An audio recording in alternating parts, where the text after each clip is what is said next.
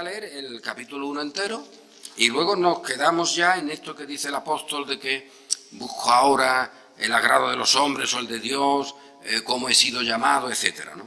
Así que leo el 1 completo. Pablo, apóstol, no de hombres, ni por hombre, sino por Jesucristo y por Dios el Padre, que lo resucitó de los muertos. Y todos los hermanos que están conmigo, a las iglesias de Galacia, gracia y paz sean a vosotros de Dios el Padre y de nuestro Señor Jesucristo, el cual se dio a sí mismo por nuestros pecados para librarnos del presente siglo malo.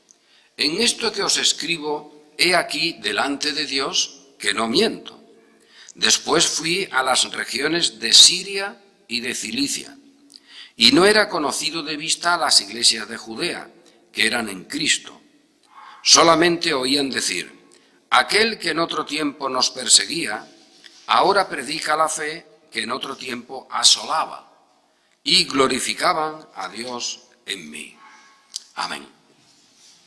El apóstol efectivamente explica cuál es la autoridad que le da la razón para poder explicar estas cuestiones. Él explica su autoridad para poder explicar sus razonamientos. Eso es esencial. Un juez tiene autoridad como juez. Y por eso, siendo juez, con independencia de que actúe mejor o peor, sus palabras tienen una condición especial. Nosotros podemos juzgar un hecho desde fuera, como ciudadanos, y nos parece una cosa mejor o peor, etcétera. Pero no tenemos autoridad, no tenemos autoridad. Eso pasa también, por cierto, en política.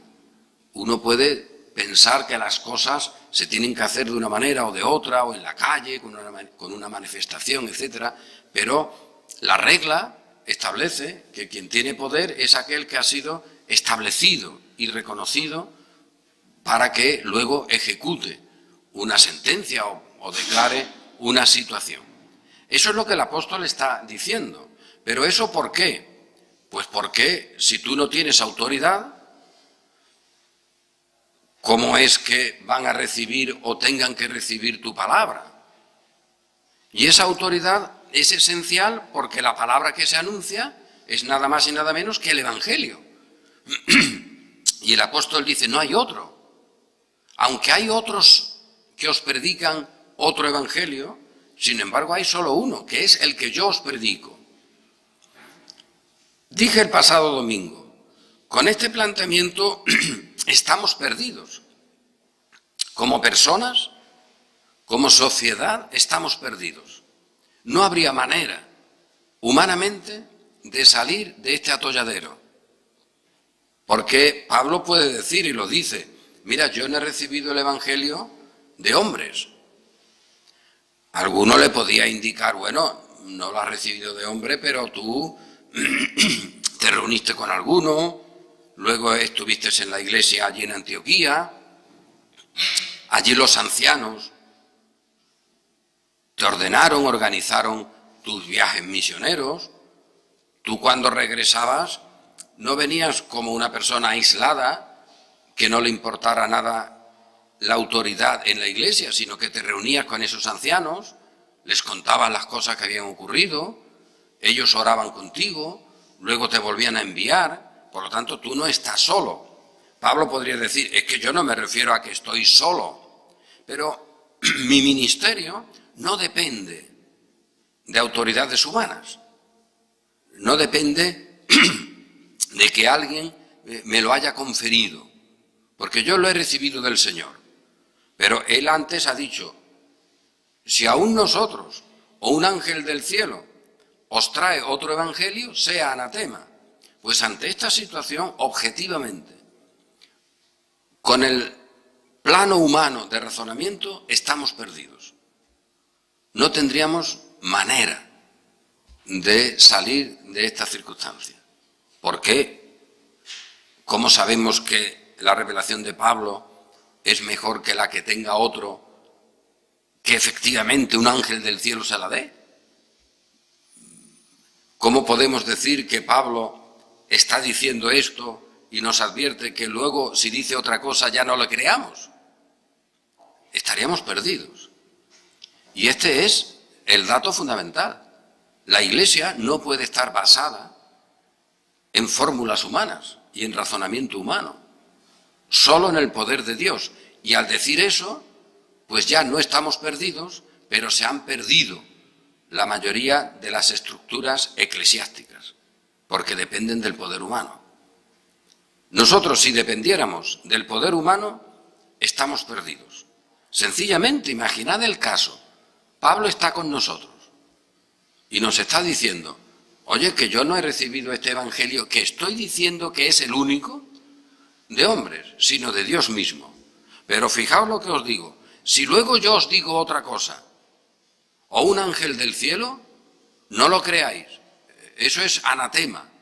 Y todos diríamos, bueno, Pablo, hijo, pero ¿cómo nos dejas? A ver qué hacemos, porque tú eres el mismo. Y si luego nos cambias, ¿cómo sabemos nosotros que una cosa es verdad y otra no? Porque tú eres el mismo y además con revelación. Ya advertí, ni siquiera un ángel del cielo. Hay de la Iglesia de Roma y de otras iglesias que viven de revelaciones. En la Escritura claramente se te dice que no vale cualquier revelación. Aún el diablo puede hacer milagros mentirosos. Pero estaríamos perdidos. Y sin embargo lo que Pablo está diciendo es, os enseño esto para que no estéis perdidos. ¿Cómo? Pues porque el Cristo que habéis recibido es la clave. Cualquiera que venga y os quite de algún modo a ese Cristo, sea yo, sea un ángel del cielo, eso ya es algo que es otro evangelio.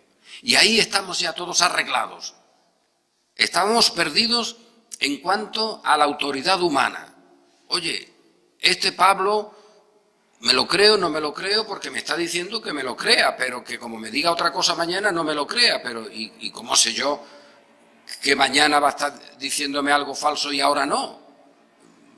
Estas cosas no pueden valer.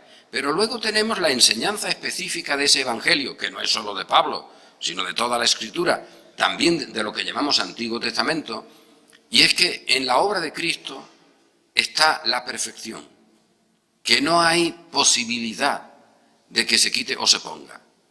Y ahí, gracias al Señor, estamos afirmados. Eso es lo que hemos recibido desde el principio. Luego tenemos en nuestra experiencia cristiana todos los estorbos que queramos. Que para estar con ese Cristo necesitas ser de una iglesia, de otra, que necesitas hacer no sé qué, no sé cuánto. Pablo dice, cuidado ahí, cuidado ahí. Hay enseñanzas que te pueden indicar que hay una conducta que tú realices con la cual alguien puede pensar que eres un buen cristiano. Y eso es legítimo. Y hay multitud. Habrá gente que te diga, oye, tú eres un buen cristiano de esta manera o de aquella otra. Ahí no vamos a entrar en discusiones, dirá Pablo, siempre que no te pases y aplastes al hermano débil. Pero lo que no se puede admitir es que algo, una conducta determinada, es la que necesita Cristo para ser redentor. Ese es un falso evangelio. Y ahí podemos decir, venga quien venga diciéndolo, trae un falso evangelio. Y eso es lo que las iglesias de Galacia habían recibido. Y yo subrayo esto porque el apóstol lo hace. Oye, que esto no ha salido de vosotros. Ha habido predicadores, enseñadores, que os han planteado esta manera de pensar. Y nos cansaremos de reiterar que esta manera de pensar, también ante ella estaríamos perdidos si solo dependiéramos de nuestras fuerzas. Pensad en el apóstol Pedro. Más adelante lo dirá él mismo cómo tuvo que enfrentarse a Pedro. Pero hombre, Pedro no era un cualquiera. ¿Qué tienes a Pedro? Pedro ha hecho milagros. Pedro estaba con el Señor. Fue testigo de las cosas que el Señor hizo. Y que ahora ese Pedro llegue a tu iglesia y prácticamente esté diciendo, Mirad, cristianos serán de verdad, con garantía, los que tengan esta costumbre. Esta costumbre es necesaria. ¿Qué costumbre? Una costumbre judía, legítima para los judíos, porque era su cultura.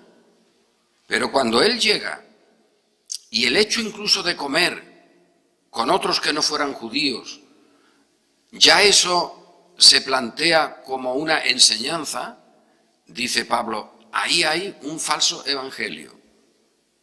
No es un falso profeta quien lo trae, pero eso es un falso evangelio, porque no se puede.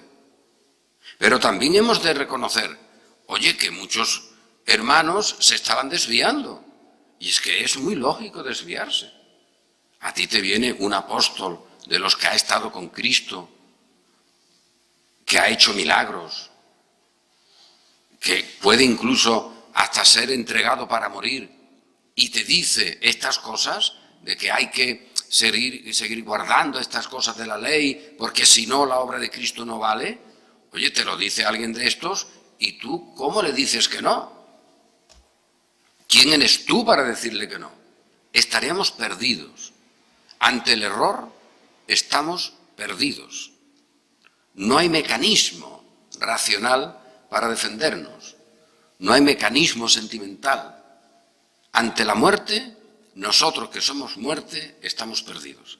Pero el gran triunfo del Evangelio es que en medio de todo eso, Dios nos ha colocado a la persona de su Hijo, con la cual somos preservados. Engañarán, si fuere posible, incluso a los elegidos. Esta es la realidad. El Señor nos ha elegido y estamos en Cristo. Y por lo tanto, comentaba esto ayer en la conferencia allí en el ayuntamiento, que entre nosotros lo hemos dicho muchas veces.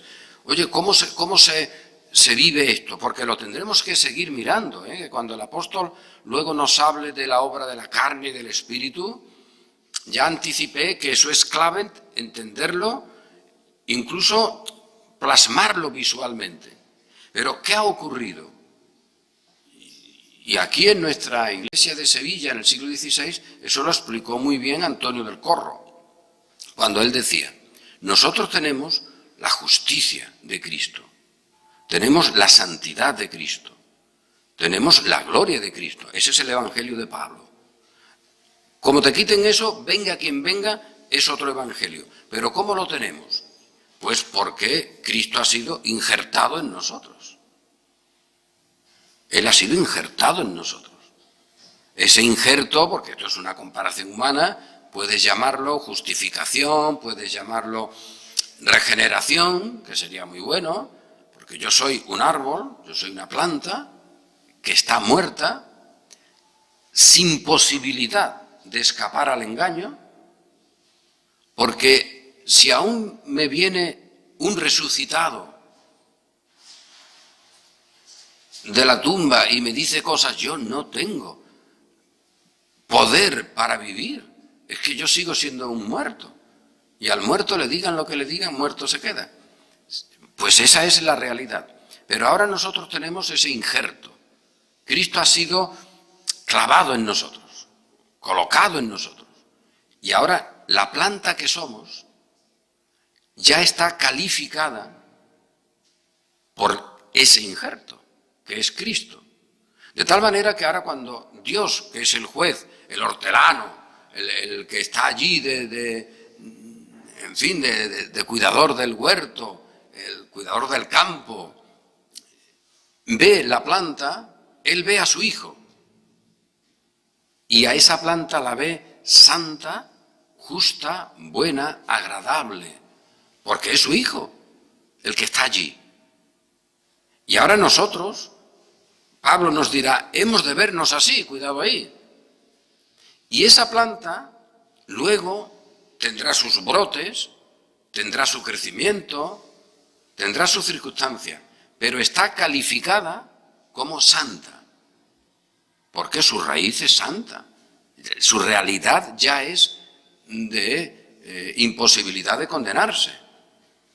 Cada uno de nosotros, cada árbol plantado por el Señor, ya es Cristo. Uno con Cristo. Ya no vivo yo, vive Cristo en mí. Esa es una realidad que tenemos. Y luego eso, ¿cómo se expresa? Pues hombre, como en una planta ocurre, que esa planta tiene también el antiguo hombre, la antigua planta de muerte, eso que Pablo dice, miserable de mí, ¿quién me librará de esta planta, de este cuerpo de muerte? Pero eso ya no es lo que me condena, porque no hay condenación. Porque el que está en Cristo es una nueva creación, en santidad, justicia y verdad. Ese es el Evangelio. Pero fijaos, es que este es un Evangelio absolutamente de la voluntad de Dios. Este es un Evangelio en el que no hay posibilidad de razonamiento. Porque con cualquier razonamiento, aún en el mejor de los casos, nos veríamos como los Gálatas. Porque Pablo lo dice, pero mirad que vosotros habéis aprendido cosas y conocéis cosas racionalmente. Bueno, ¿cómo es que ahora os habéis desviado? Todos nos desviaríamos igual. Por nuestra cuenta nos desviaríamos igual. Y el canto de triunfo de la fe cristiana es que a pesar de eso, el Señor nos conserva porque Cristo no puede perderse. Cristo no puede condenarse porque ya fue hecho condenación por nosotros. Y ahora cada uno de nosotros es esa nueva planta. Y esa nueva planta luego fructifica los frutos del Espíritu. ¿Pero cómo los fructifica? Pues hombre, los fructifica con todas las carencias, y he dicho y repetiré muchas veces, todas las mediaciones de nuestro viejo árbol. Porque el fruto no sale en un árbol como Cristo que no tenía pecado. El fruto sale de un árbol que tiene pecado. Pero ya no es un fruto de muerte, ya no es un fruto que puede ser el que califique al árbol, aunque sea un fruto malillo. Porque ya somos un árbol diferente. El árbol malo da un fruto malo. O la higuera no da fruto y se seca. Nosotros damos los frutos del Espíritu, no porque los demos nosotros, es que los da Cristo en nosotros, para el beneficio de todos los demás. De ahí que luego el apóstol hable de la comunión, de cómo tenemos que vivir, de cómo ninguno puede vivir para sí, sino para los demás, para Cristo que murió para los otros, porque los frutos de ese árbol son frutos compartidos, porque ningún árbol es aislado. En un sentido, en la Biblia claramente se nos habla de que hay un solo árbol, aunque cada uno lo sea, o una sola planta, o un solo templo, aunque cada uno sea templo. Ahí está la comunión de los santos. Ahí está que el fruto tuyo, que surge y que es de bendición, es un fruto mío. Y el fruto tuyo, que es estropeadillo, es un fruto mío también. Porque somos un solo árbol, somos una sola obra de Dios, un solo pueblo de Dios, un solo edificio. Pero esto es fundamental. Esos frutos no podrán impedirse, es decir, y esto tiene guasa, que a pesar de cómo somos, daremos frutos de bendición. Y como estamos acostumbrados a nuestro lenguaje, aquí nadie se frota las manos y dice, es que soy... No, ya nosotros ninguno dice eso. Daremos fruto de bendición porque el Espíritu de Dios es el que fructifica. Y fructifica para bien de nosotros y de los demás. Y eso es así. El fruto que el Señor dispuso en aquel que recogió, por poner un ejemplo, miles se podrían poner, que recogió el sermón extraordinario de Calvino aquella tarde o aquel día, que comentó unas cosas extraordinarias sobre no sé qué cosa. Y allí hubo 3 estudiantes que tomaron nota de ese sermón. No sabemos ni el nombre, no sabemos nada. Quien movió eso, lo movió para ellos y para nosotros. Porque gracias a eso nosotros tenemos ahora una excelente reflexión sobre un tema bíblico, sobre un tema de conducta cristiana. ¿Quién fue? ¿Quién se puede gloriar? Ninguno, el Señor. porque en otros muchos sermones no hubo nadie. El Señor dispuso que fueran un beneficio para los que lo oyeron y ahí se quedó el sermón. Que hemos de asumir por deducción cuantísimos excelentes sermones y consejos han desaparecido en la historia del cristianismo que nosotros no lo tenemos.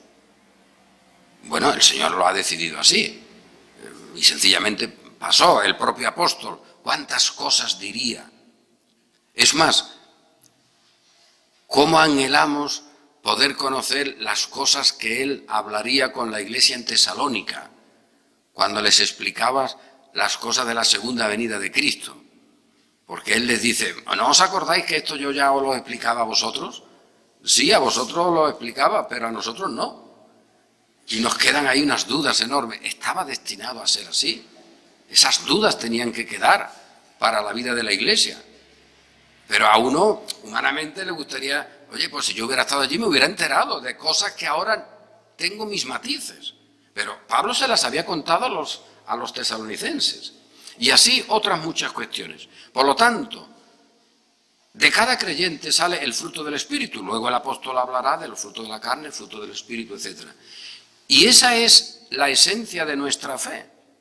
Y ese fruto sale no por hombres ni por autoridad humana, que es lo que en las iglesias de Galacia se estaba instalando.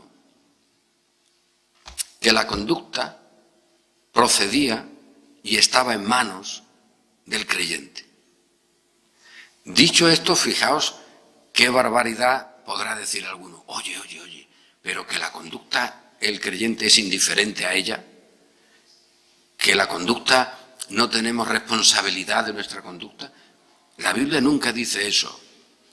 La Biblia lo que te dice es que el fruto que haya salido la conducta es por la naturaleza del árbol y que la dará a su tiempo, cuando el Señor disponga.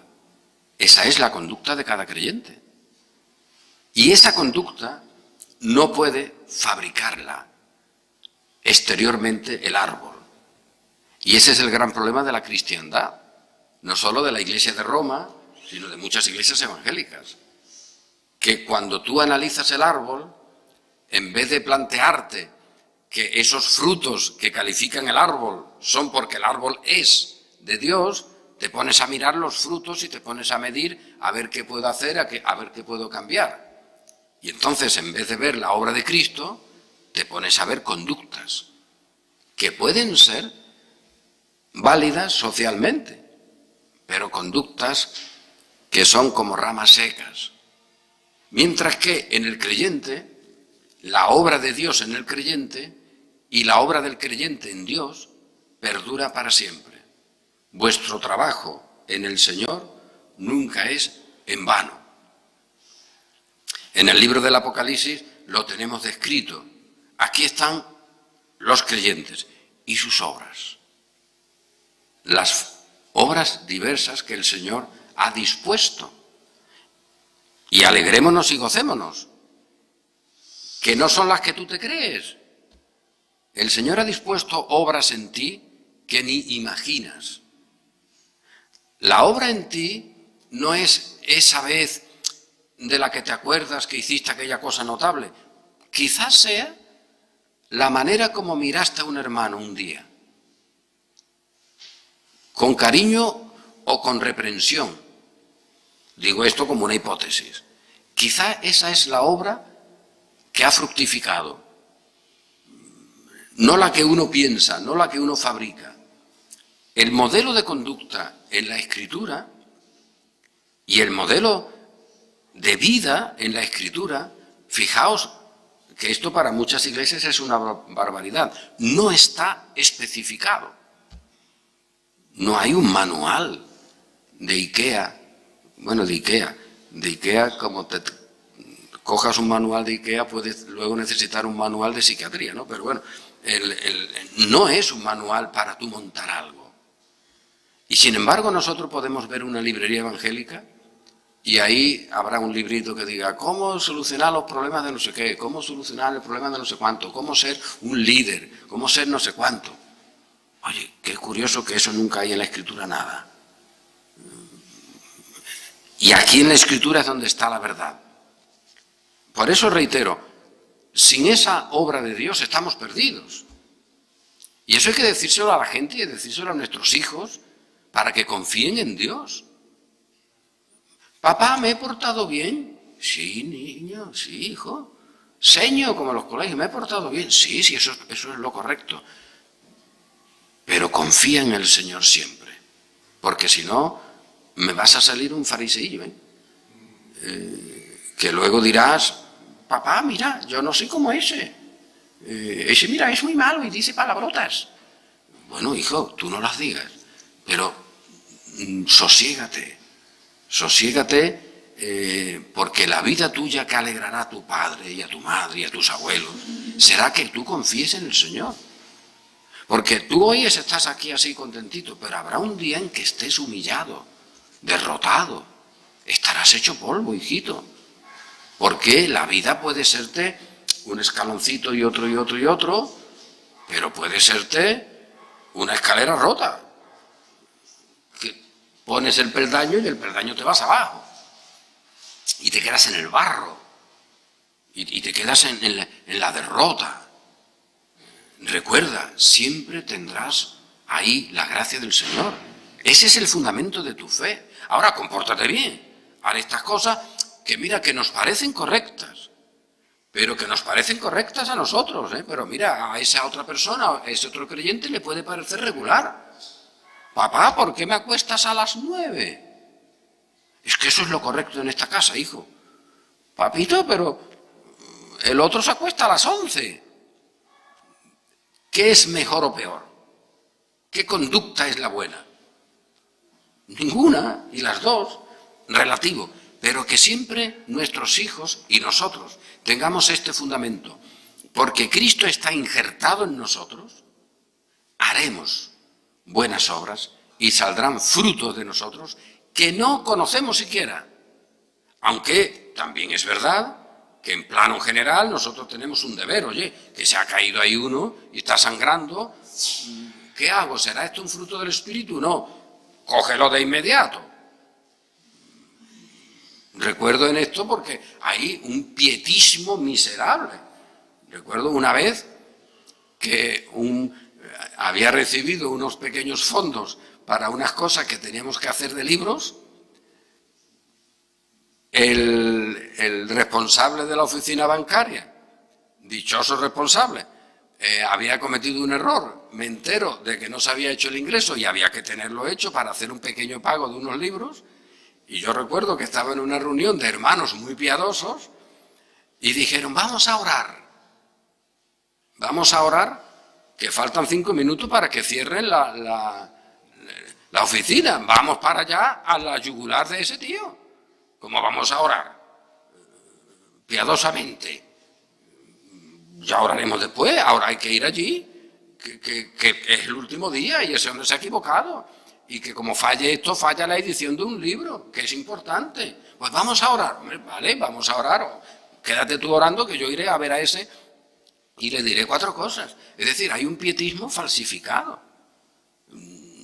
Pues no, hay cosas que se pueden hacer de una manera, el lenguaje, los comportamientos, los vestidos, el estilo. Oye, que había algunos puritanos que como tú dijeras que te gustaba el muslo del pollo, ya te decían, uy, has empleado el término muslo. Perverso. Y esto no es una broma, que todavía en América, cuando se parte el pavo, no se usa lo que nosotros traduciríamos normalmente como pechuga o muslo. ¿A dónde se ha llegado de perversión para que sea un problema hablar de pechuga o muslo? Tú que estás sexualizado hasta el punto de que al pobre pavo la pechuga no se la llames pechuga y el muslo muslo, pues allí se llama carne blanca o oscurita, para hacer la diferencia entre la pechuga y el muslo. Eso es del puritanismo miserable para estas cuestiones que allí se instaló. Estos son cosas totalmente de otro evangelio. Y se piensa que con eso, pues uno se conduce bien. Pablo dice, la conducta vamos a tratarla como podamos. Vamos a verla aquí en otro sitio. ¿Quieres comer carne de los ídolos que han sido sacrificados? Vale, de los animales sacrificados a ídolos, cómetela, otro no. Estas son cosas secundarias. Pero la cuestión está, y esta es nuestra alegría, este es el Evangelio de la gloria, que nosotros, a pesar de nuestros deseos, de lo que pensamos que es mejor o peor, etcétera, tendremos frutos de santidad. Porque sin la santidad nadie verá al Señor. Y hay de aquel que diga, por lo tanto, vamos a fabricar frutos de santidad. Parece lo mismo, pero no lo es. Porque alguien me puede decir, oye, que sin la santidad nadie verá al Señor. Por lo tanto, vamos a hacer un curso de santidad. Hay cursos y hay libros de santidad que de verdad, yo una vez tuve uno en mi mano y os digo lo que hice, lo tiré, casi lo piso, del enfado que cogí. Digo, quien esté leyendo esto, y estaba hecho en iglesias más o menos saneadas, no era una iglesia de esta medio satánica, digo, esto es un veneno, esto es un veneno, esto es un veneno, realmente. Pretender que con este modelo de conducta, que con esto ya eres santo, y que por lo tanto ya tienes el fundamento. Mire usted que no, que usted puede ponerle al árbol lo que usted quiera. Es el árbol que produce el fruto, y ese árbol es de Dios. Y por eso esos frutos permanecen, y permanecen en nosotros. Porque mira que somos chunguitos, mira que somos cortitos, mira que caemos, mira que ¿quién de nosotros no es pura llaga? ¿Quién de nosotros no es pura llaga? Oye, pues haremos frutos que perdurarán, porque no somos nosotros. Si de nosotros fuera, ¿alguien podría tener ánimo para un par de semanas más?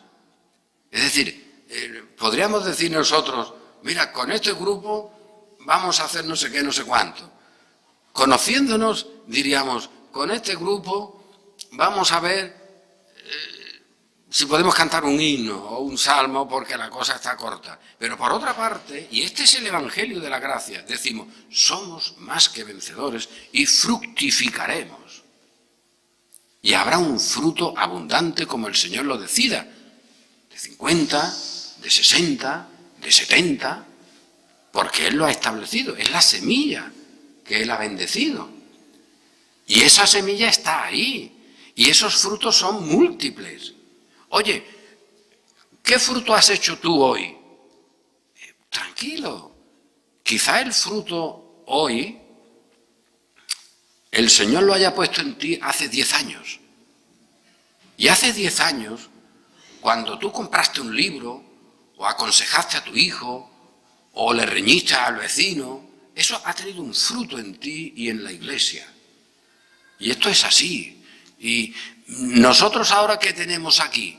Pues, hombre, este grabado que comenté antes del primero o el segundo auto de fe en Sevilla, lo dice. Nosotros tenemos aquí unos frutos que son las cenizas de esta gente. Las tenemos aquí. ¿Y eso qué? Que ellos eran muy listos, que ellos planificaron evangelizar. Ellos no planificaron nada, pero el Señor sí planificó con ellos. Tanto que lo planificó, y termino como tantas veces, porque desde antes de la fundación del mundo, planificó, ordenó, predestinó que nosotros estuviéramos con Cristo en la cruz. Eso lo organizó Él, no nosotros. ¿Habrá algo más miserable que pretender que ahora eso es una cosa abierta y que cualquiera puede meterse en la cruz? Anunciemos el arrepentimiento, anunciemos el señorío de Cristo, pero anunciemos a Cristo como Señor. Él planificó esa obra sublime de estar nosotros en Cristo. Y planificó Cristo, como Dios, tomar nuestra naturaleza, que esto vamos a tener que enfatizarlo mucho. nuestra naturaleza se hizo hombre.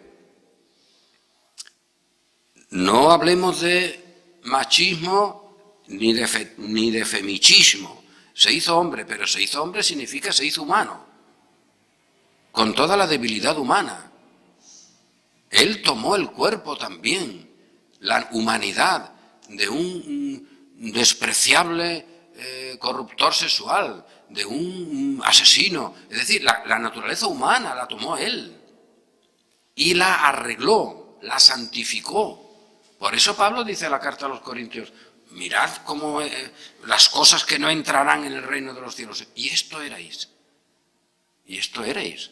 Y esa es la realidad de cada uno. Y por eso tomó la naturaleza del esclavo, del maltratador de esclavo, de la mujer, de la maltratada, de la que maltrata, del negro, del blanco, del que no tiene cultura, del que es un insensato, del que es un sabio.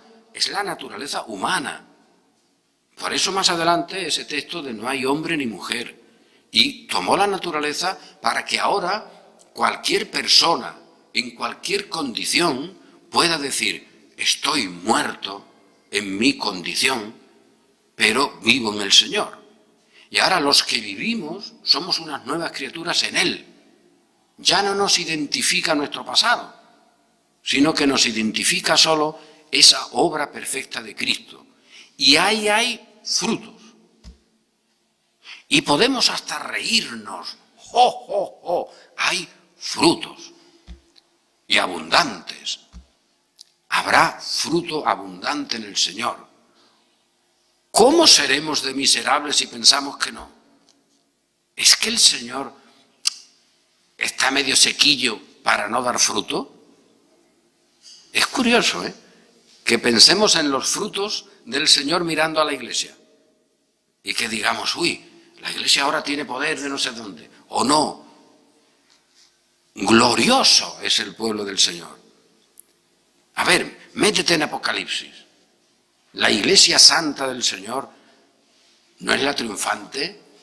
¿Hay algo que no sea glorioso? Los propios ángeles están por debajo en cuanto a gloria, contemplando la gloria de la redención. Y eso es lo que tenemos. Pero claro, entre nosotros que conocemos este lenguaje lo decimos y a nadie se le ocurre enorgullecerse, porque lo tenemos en Cristo, pero lo tenemos. Y esa es la fe que vence al mundo. Y por eso yo sé que en mi carne no mora el bien, dice Pablo, y lo sabemos todos nosotros, pero no hay condenación, porque los que están en el Espíritu vivirán por el Espíritu y triunfaremos sobre el mal. Y esa es la realidad, porque eso ya lo ha hecho Cristo. Y todas esas mediaciones que salen de nosotros, esos frutos, pues oye, salen mediados con nuestro carácter. Y nuestro carácter siempre es miserablón. Uy, qué cosas. Miserablón. Ponemos la puerta bonita o fea. Ay, ¿cuánto vale? Pero no vale, no está bien como está. Somos miserablones. Pero fructificaremos. A pesar de nosotros. Cada uno, Oye, este micrófono, se ha puesto un buen micrófono al final, pero quizá podría haber, y esto lo digo sin ningún reproche, sino simplemente para entender de qué va el tema. Oye, alguno puede decir, oye, pero el que se ponía Emilio aquí en la corbata no valía, y con ese no valía porque al final no somos espirituales. Se ha puesto uno bueno, no pasa nada. El que te dijera que no había que poner micrófono es igual que el que lo ha puesto. El que te diga que la iglesia tiene que ser blanca o negra es igual uno que el otro. Pero de sí propio, como decía nuestro buen hermano que escribe Epístola Consolatoria, nuestro natural caedizo. Pues nosotros sabemos que a pesar de que no tengamos ánimo para una cosa, de que nos parezca igual editar un libro bonito o feo, a pesar de eso, fructificamos, porque el fruto no depende de esas cosas, aunque tengamos una responsabilidad en hacer las cosas lo mejor posible siempre. Y eso es así, pero no ese es el dato. No podemos decir, no, mira, yo soy fenomenal porque quiero que la iglesia sea de mármol. Bueno, y ese es un miserable porque quiere que sea de yeso. Bueno, está bien, no pasa nada. Y digo esto por poner un caso genérico, y otras cuestiones, para mostrar, y termino, que de nosotros mismos somos de naturaleza caediza. Y esto, este hombre lo decía, Juan Pérez de Pineda, pensando en aquel maestro extraordinario que tuvo la Iglesia de Sevilla, el doctor Egidio, que era el que enseñó a todos, pero que cuando estuvo en el potro de la Inquisición, el hombre no mantuvo mucho la fe, se vino abajo. ¿Qué vamos a hacerle? Y Pérez de Pineda dice, no veamos en la debilidad de los otros, sino nuestra propia debilidad. Porque somos así. Pero siendo así, tenemos el Evangelio de la gracia. Y ese es el Evangelio que nos puede hacer comprender a Pablo y decir, este es el Evangelio y no hay otro.